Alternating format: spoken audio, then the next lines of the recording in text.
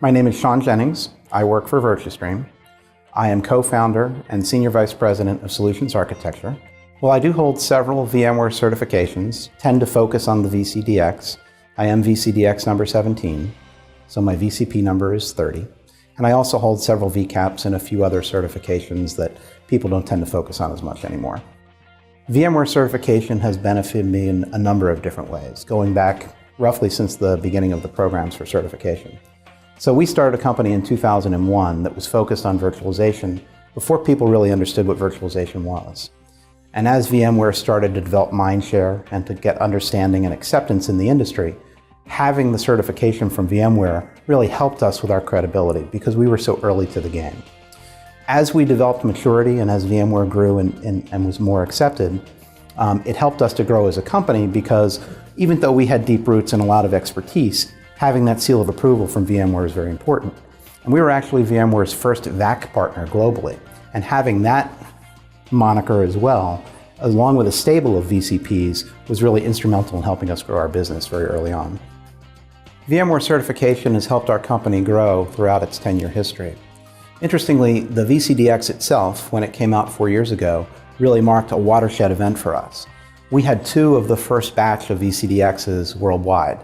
But having 2 VCDXs and the only company outside of EMC and VMware to have that at the time when the cloud was just developing was really material to helping our company grow and have credibility. So our salespeople were able to go in and say, look, this is the only cloud service out there that was designed by 2 VCDXs. So that's been very instrumental in helping us to market our cloud platform. Well, I could talk for a long time on how we prepared for our exams, especially the early group of defenders, so to speak. But the most important thing about preparing for the design defense in particular has to do with having real hands-on skill. Not just with doing design, but getting out in the field, getting your hands dirty, really building systems at scale, and then helping either your customer or the support organization within your own company to really make that thing operational, support it for real workloads, running mission-critical applications, and do that over the long term.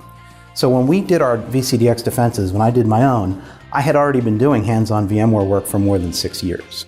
So when we got to the troubleshooting aspects, when we got to the role-playing, that was like another day at the office for me. And so it's really important that not only do you have these deep technical skills where you can go and ace the exams, but that you can get up in front of a group of peers, some of whom are going to be skeptical, some of whom are going to be trying to trip you up, some of whom are going to act like a hostile CIO or CFO, and be able to, in a very calm, very clear manner, have a good methodology to walk through your thought process, both defend your design, and then walk through a process for troubleshooting and helping a customer resolve a really serious issue. So what I can say is that you should really look at the blog posts that are out there from folks who have gone through a VCDX defense. You should really make a point to attend sessions that are run by people like John Arashid, VCDX number 1. He does those at Partner Exchange, he does them here at VMworld. But it's really important, as I mentioned earlier, to have that hands-on experience. It's also important to think about what are the ways that your design could be critiqued. How could your design fail or break? Try to build it in the lab, try to break it. Now you might not have a couple hundred servers to work with, but it's not too hard these days to build a small environment.